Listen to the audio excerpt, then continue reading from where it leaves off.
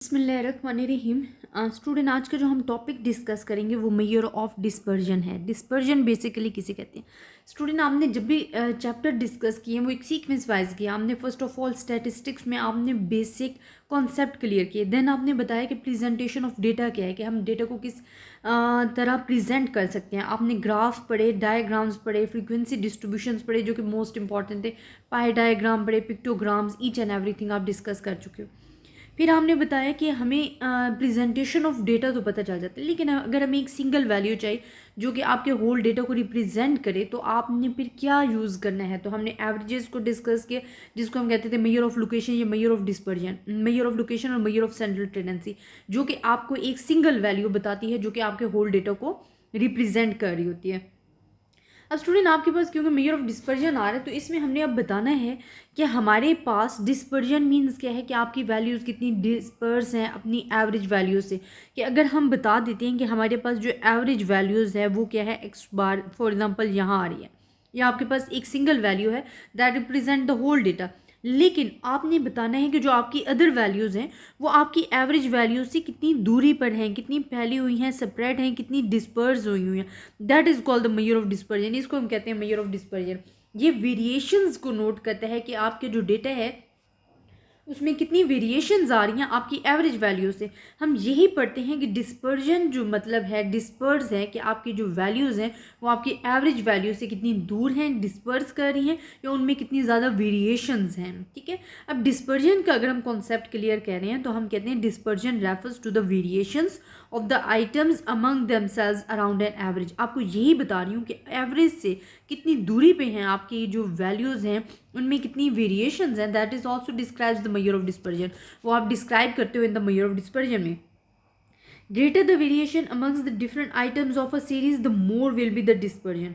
आप कहते हो greater the variations among different items of a series, कि जितनी ज़्यादा वेरिएशंस होंगी डिफरेंट आइटम्स में the more will be the dispersion, उतनी डिस्पर्जन। अब आप देखो कि आपके पास एवरेज वैल्यू एक्स बार यहाँ है, ये जो मैंने ज़रा डार्क डॉट से रिप्रेजेंट कर रही हूँ, दैट इज़ द एवरेज।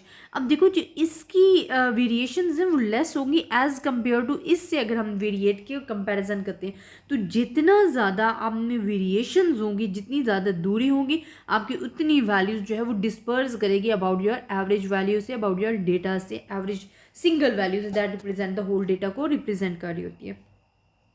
इसी तरह हम कहते हैं एज पर बाउली dispersion is a measure of variations of the items.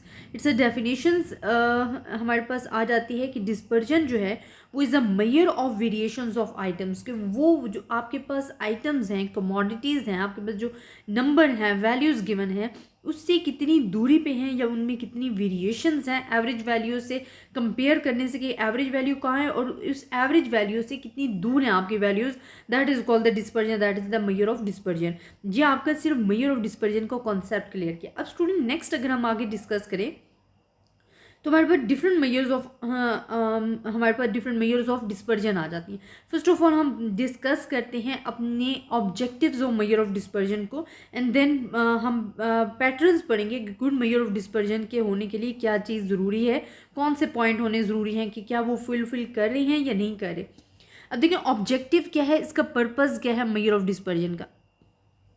हमारे पास 4 हैं। एक तो हमने चेक करना है, डिटरमाइन करना है रिलायबिलिटी ऑफ द डेटा। अच्छा, रिलायबल क्या होता है? रिलायबल होता है कि आपकी डेटा कितनी रिलायबल है, कितनी स्मूथ जा रही है। फॉर एग्जांपल, मैंने अभी आपको एग्जांपल दी कि आपके पास अगर एक वैल्यू है वो रिप्रेजेंट कर रही है एवरेज वैल्यू के, आपके होल डेटा को रिप्रेजेंट कर रही है। आपकी डेटा उस आपकी जो वैल्यूज़ हैं जो आपकी एवरेज वैल्यू से कितनी दूरी पे हैं, वो तमाम बताएगी आपकी डिस्पर्जन, जो मेजर ऑफ डिस्पर्जन जिसमें आप डिस्कस करोगे उसमें आपको पता चलेगा।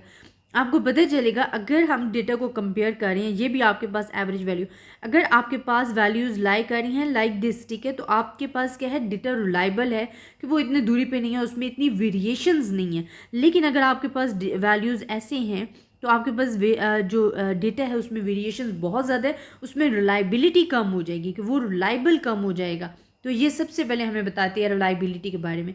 देन हम कहते हैं to compare the variability of 2 and more series.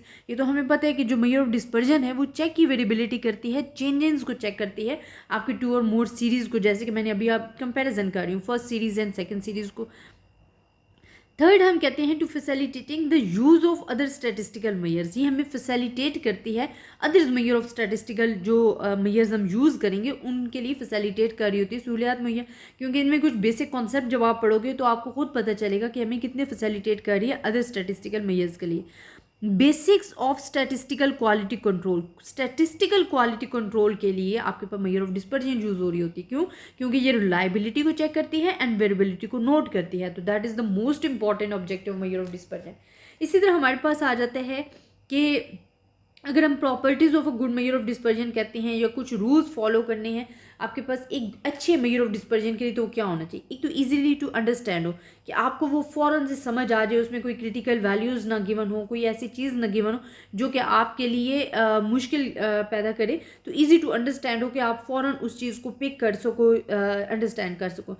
Simple to calculate हो, उसको कैलकुलेट करना आपके लिए ईजी हो, वो each and every person calculate easily कर सकता हो।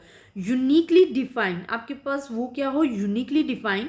यूनिकली डिफाइंड मीन क्या होता है कि आपके पास जो मेजर ऑफ डिस्पर्जन है वो यूनिक हो, आपको देखते ही पता चल जाए कि कौन सी मेजर ऑफ डिस्पर्जन हम यूज़ करें। फिर जो आपके पास वैल्यूज़ आ रही हैं वो आपके पास कितनी एक्सप्लेन कर रही हैं आपके वेरिएबिलिटी को, आपके रिलायबिलिटी ऑफ डेटा को, तो ये यूनिकली डिफाइंड होना चाहिए। Based on all the observation, तमाम ऑब्जर्वेशन पे बेस्ड करनी चाहिए। जैसे कि मीडियन है वो सिर्फ मिडल वैल्यूज़ पे करता है, मॉड है तो वो सिर्फ फ्रीक्वेंट वैल्यूज़ बताता है, लेकिन जो एवरेज है that is included all values, वो तमाम वैल्यूज़ को इंक्लूड करती है। इसी तरह आपके बेस्ड ऑन ऑल ऑब्जर्वेशन में आपकी तमाम वैल्यूज़ इंक्लूड होनी चाहिए। फिर हम कहते हैं not affected by extreme observation. Extreme observations क्या होती है कि अब नॉर्मली लार्ज एंड अब नॉर्मली स्मॉल वैल्यूज होती है, या तो बहुत ज़्यादा लार्ज वैल्यूज होंगी या बहुत ज़्यादा स्मॉल वैल्यूज होंगी, तो उनसे अफेक्ट नहीं होनी चाहिए। फिर हम कहते हैं कब able of further algebraic treatment. Algebraic treatment क्या है कि वो मैथमेटिकली एबल हो, ठीक है, हम उसको अप्लाई कर सकें, फार्मूलाज में कैलकुलेट कर सकें, तो हमारे पास कब able of further algebraic treatment होना चाहिए। तो ये properties of the good measure of dispersion आ जाती है।